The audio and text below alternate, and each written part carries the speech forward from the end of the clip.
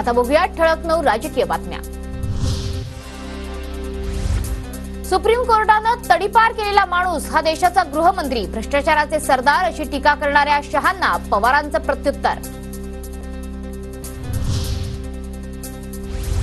माझ्या बोटांवर माझा विश्वास कुणाच्याही हाती देणार नाही, मोदींच्या पवारांचं बोट धरून राजकारणात आलो या वक्तव्यावर शरद पवारांचा टोला।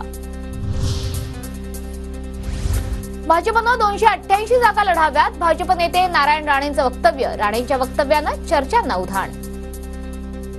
किती जागा भाजपने लढवायला हव्या किंवा किती जागांवरती आपली प्लॅनिंग सुरू आहे लढवण्याची? मला तर वाटतं बीजेपीने 288 लढवावे। राज ठाकरे 200 जागा लढवणार म्हणतात, मात्र निवडणुकीपर्यंत बदल होऊ शकतो, आकडे कमी होतील किंवा ऍडजस्टमेंट होईल, राणेंचं वक्तव्य। उद्धव ठाकरे, शरद पवार आणि नाना पटोलेंनी आरक्षणाची आपली भूमिका स्पष्ट करावी, विरोधकांची भूमिका स्पष्ट नसेल तर सरकारनं आरक्षणाचा निर्णय घ्यावा, जरांगेंची मागणी।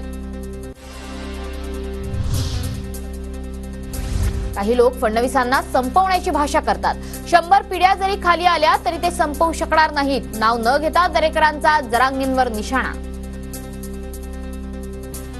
आणि त्याच्यामुळे काही लोक देवेंद्रजींना संपवण्याची भाषा करतात। अरे हे प्रेम कोणाच्या नशिबात आहे का? महाराष्ट्रातील जनतेचं देवेंद्रजींवर प्रेम आहे, 100 पिढ्या खाली आल्या तरी देवेंद्रजींना संपू या ठिकाणी आपली सहनशीलता तर परमेश्वराने आपल्याला कुठून ताकद दिली की आईवरून त्या ठिकाणी माझ्या शिव्या दिल्या हे तेव्हा देवेंद्रजी सांगत होते, तेव्हा माझ्या डोळ्यातलं पाणी होतं।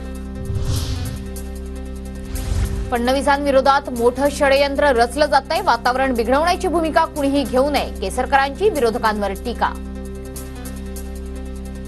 फार मोठं षडयंत्र हे आदरणीय फडणवीस साहेबांच्या बद्दल केलं जातंय। आम्ही दिलेलं आरक्षण हे हायकोर्टामध्ये टिकलेलं आहे, सुप्रीम कोर्टात सुद्धा ते टिकेल, कारण आम्ही सर्वव्यापी सर्वे केला।